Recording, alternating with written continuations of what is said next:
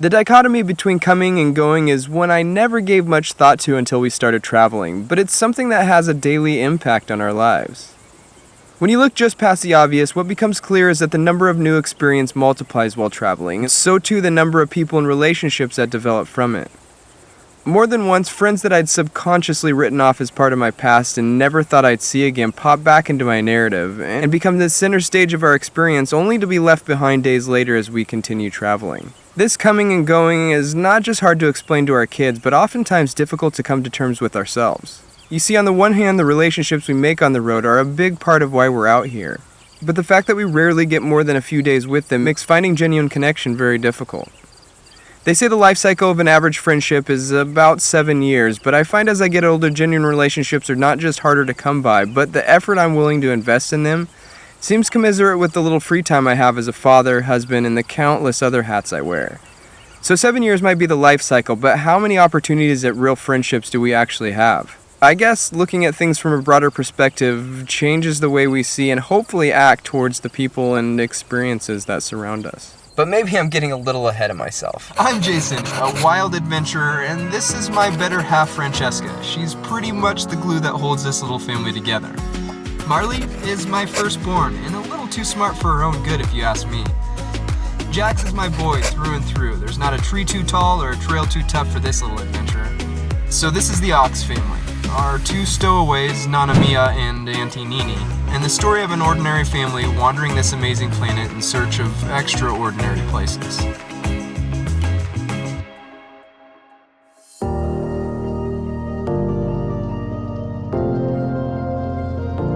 We'd spent the last 2 weeks on the road, and it was time to leave Lassen National Park in the rear view and make our way to the first city stop on our path, Reno, Nevada. Well, we're in Reno. Our Journey Overland house, and yeah, let's go in and say hi. It'd been a couple months since we'd been out on the trail with our Journey Overland, and they'd since ended their year-long journey and were back home trying to reacclimate to regular life. Look who it is! You're not working today? I am. Home.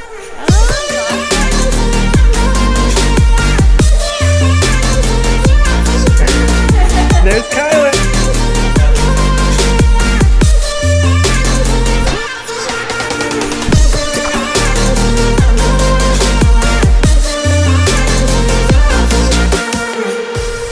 Since we've been out on the road, one of the biggest issues that we've ran into is just being able to stay off-grid for an extended amount of time. And before we only had like maybe 4 days off-grid with the amount of solar that we had.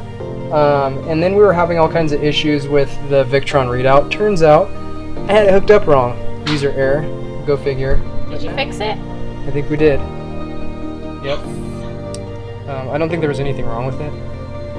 I think it was, like you said, it was just the readout was wrong. It was actually doing what it was supposed to do. But anyways, so... And I don't have to worry about booking the Grand Canyon. Problem solved. 2 problems solved. 1 is the solar. 2 is we don't have to worry about campsites now, except for water. Yeah. Unless we're taking showers. True. Or my sister's running the water.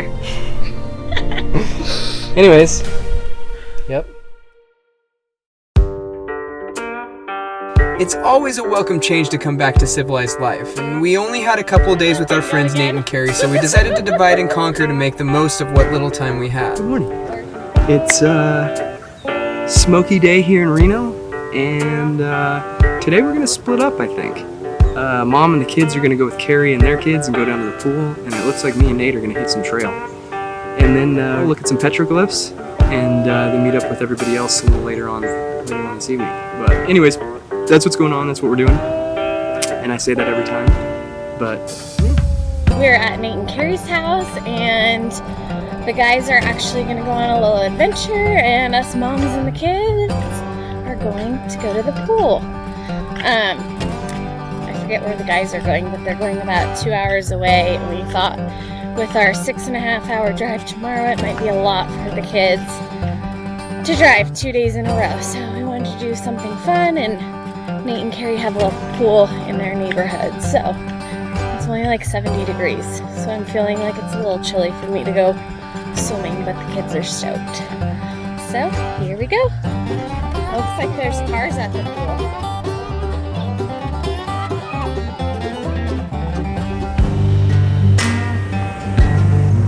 Yeah, that's all along here.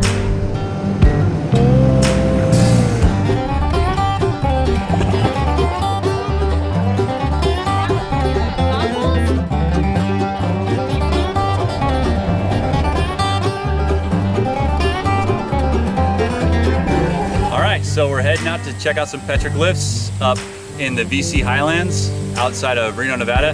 Can't remember the name of the petroglyphs. It starts with an L, but anyways, they're actually really cool. It's actually a whole cliff where there's thousands of petroglyphs just carved in the cliff. So after that, we'll go check out VC, Virginia City, which is basically a ghost town that still has people living in it. Round 2 to the pool. We have all the kids again. It's like what, 3:30 now? Yeah. We're going back to the pool. Are you ready to go swim again, sis? Yeah, it just sounds like Mitch. Sounds like you're tearing up your leg. Yeah, it does do that.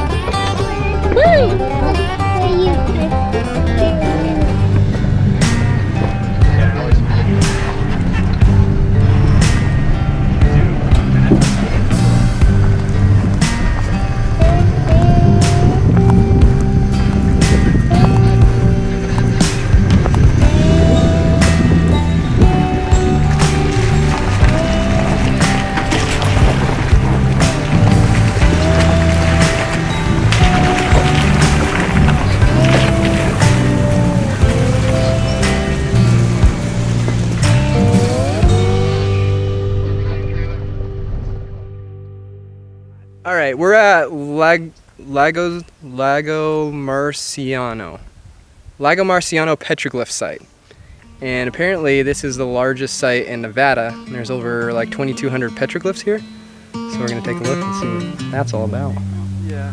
Heading back to what used to be home, passing by those little towns I know so well, stopping for Like even the way gas they and draw then I'm here behind the wheel again.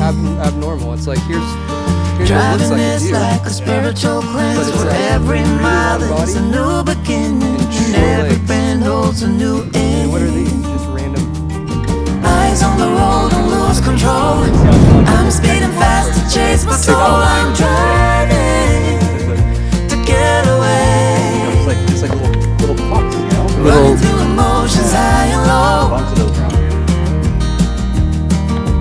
So there's all these grids, different amount of boxes in it, but they're all grids. And Nate was theorizing that it might have been an ancient game that they were playing, and then that was how they kept score. I'm like, yeah, that makes a lot of sense.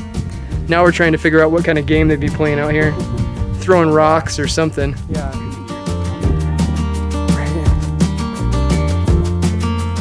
Well, I mean, 10,000 years ago, that was before.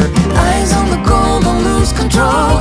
I'm living fast, I lost my soul. I'm driving to get away. Yeah.